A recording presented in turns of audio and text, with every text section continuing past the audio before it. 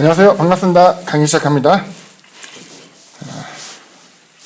기적을 베푸신 주님, 그 부분에서 이제 구가 물 위를 걸으신 예수님에 대해서 함께 보도록 합니다. 본문이죠. 첫 번째 주제죠. 예수님은 우리가 처한 상황의 주권자이십니다. 예수께서 즉시 제자들을 재촉하사 자기가 무리를 보내는 동안에 배를 타고 앞서 건너편으로 가게 하시고 무리를 보내신 후에 기도하러 따로 산에 올라가시니라. 저물매에 거기 혼자 계시더니 배가 이미 육지에서 술이나 떠나서 바람이 거스름으로 물결로 말미암아 고난을 당하더라. 밤 사경에 예수께서 바다 위로 걸어서 제자들에게 오시니. 본문의 이제 내용을 보면은 그 오병이어의 기적이 지나고 난 다음에 주님께서 제자들을 재촉해서 보내는 장면이었죠. 그 다음 주제, 예수님은 폭풍 한가운데서도 용기와 믿음을 가지라고 말씀하십니다. 제자들이 그가 바다 위로 걸어오심을 보고 놀라 유령이라 하며 무서워하여 소리 지르거늘 예수께서 즉시 이르시되 안심하라 나니 두려워하지 말라. 베드로가 대답하여 이르되 주여 만일 주님이시거든 나를 명하사 물 위로 오라 하소서 하니 오라 하시니 베드로가 배에서 내려 물 위로 걸어서 예수께로 가되 바람을 보고 무서워 빠져가는지라. 소리질러 이르되 주여 나를 구원하소서 하니 예수께서 즉시 손을 내밀어 그를 붙잡으시며 이르시되 믿음이 작은 자여 왜 의심하였느냐 하시고. 그리고 세 번째 주제죠. 예수님은 권세 있는 하나님의 아들이시며 예배받기에 합당하십니다.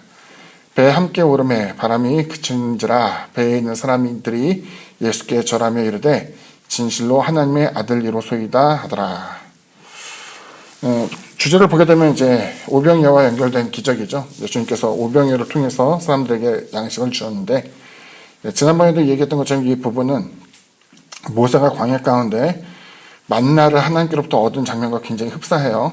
그러니까 이제 하나님께서 인도하시며 하나님께서 보존하신다는 내용이 이제 보여지게 되는데, 여기서 이제 제자들은 이제 주님이 행한 그 같은 표정을 보면서 많이 기이함을 느꼈겠죠.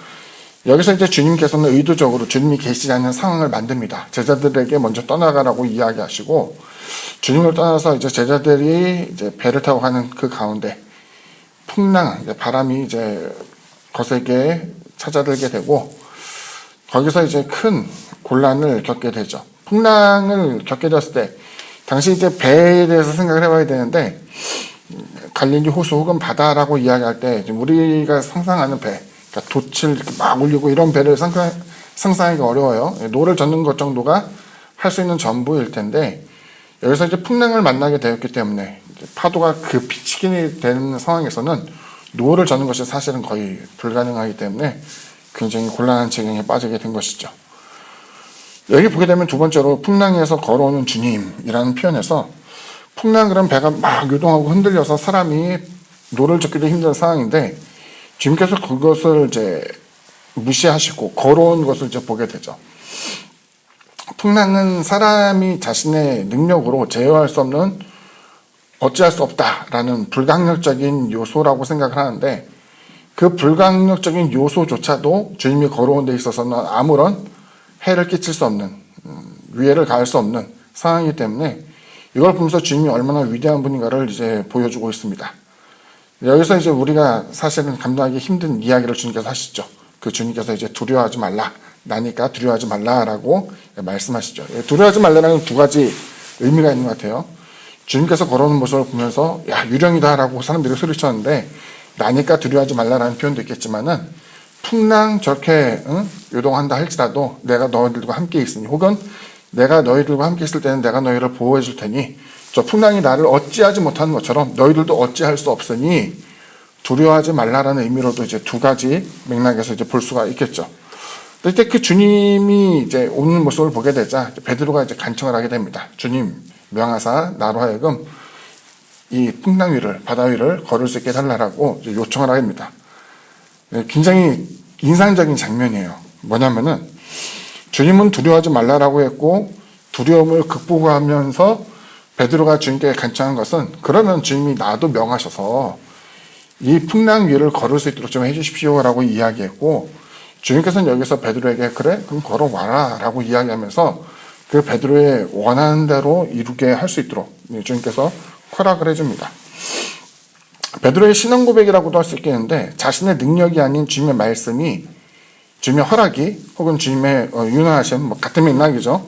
하여간 주님이 의도적으로 무엇인가를 명했을 때에는 풍랑도 어찌할 수 없기 때문에 나조차도 나 같은 좀 전까지만 하더라도 풍랑을 보고 두려워했던 나조차도 풍랑을 이길 수 있다는 것을 이제 고백을 하게 된 것이었죠. 또 인상적인 장면인데 물을 걷던 베드로는 두려움 속에 물에 빠집니다. 물에 빠진 장면이 퐁당 빠진 것은 아니었던 것 같아요. 잠겨간다. 걸으면 걸을수록 물 위를 걷는 게 아니라 자박자박 물이 자기에게 점점 엄습해진 것, 자기를 가라앉히게 된 것을 보게 되죠.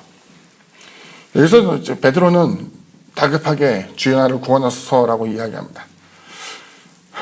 신앙생활 하면서 우리도 이제 하나님의 뜻대로 하나님 말씀하시면 내가 가겠습니다. 따라가겠습니다. 나로 하여금 무리를 걷게 하소서. 자신있게 한 발자국 내딛었는데 발걸음을 계속 내딛을수록 가라앉는 자기 자신을 바라볼 때에 얼마나 다급해질까요? 처음 몇 발자국 정도는 그것이 아무렇지도 않은 것처럼 스스로 기세등등하게 걸어갈 수 있었겠지만은 점차 발목, 무릎, 그리고 하반신이 잠겨지는 그 모습에서 이제는 다급해진 채로서 주님께 도움을 요청하는 것이 베드로의 모습이었습니다. 이에 대한 주님의 답변이 인상적이었죠. 사실 여기서 이제 드는 감정은 두려움 속에서 빠져들었다. 풍랑도 두려워했고 주님이 걸어올 때에도 유령인가 싶어 두려워했고 나름대로는 두려움을 극복하며 주님께서 명하셨기 때문에 걸어갔다라고 생각했는데 이제 물이 차게 될 때에 이것에 대해서도 또 두렵다라는 두려움이라는 그 요소가 계속적으로 반복해서 등장이 돼요. 근데 주님이 여기서 보여주는 것은 너가 두려웠기 때문에 빠졌다가 아니라 작은 자여 왜 의심하였느냐라고 이야기하면서 믿음과 반대되는 이제 상황에 대한 것을 이야기하는 것이죠. 그러니까 두려웠기 때문이 아니라 너가 풍랑을 봤기 때문이 아니라 풍랑 이면에 계속 주님을 의식하거나 의지하거나 또 주님의 의도에 대한 것을 막힘없이 계속 따라갔다라면 좋았을 텐데 의심하였기 때문에 물에 빠지게 된 것이다 라는 것을 이야기하게 되죠.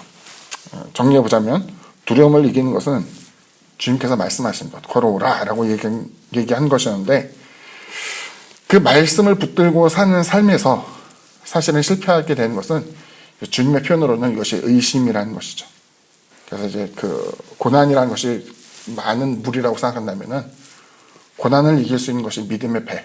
그런데 의심이라는 것은 그 배에 막지 않고 계속 물이 솟구쳐 오르게 되는 작은 구멍과도 같은 것이다 라고 생각이 듭니다. 아무튼 오늘 이제 주제를 보면서 물 위를 걸으신 주님, 풍랑, 그러니까 자연을 이제 다스린다는 그 표현에서 당신 스스로가 하나님이심을 보여주는 또 다른 증거이기도 합니다. 오늘은 여기까지이며 다음 주에 뵙도록 하겠습니다. 감사합니다.